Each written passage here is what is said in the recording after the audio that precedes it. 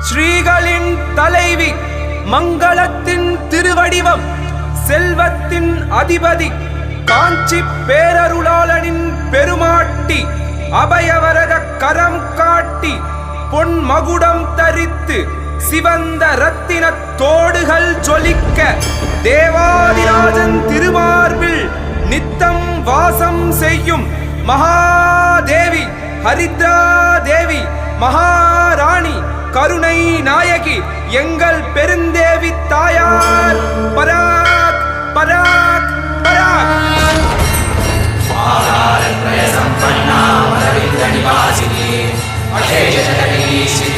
वन्दे वरदवल्लभा।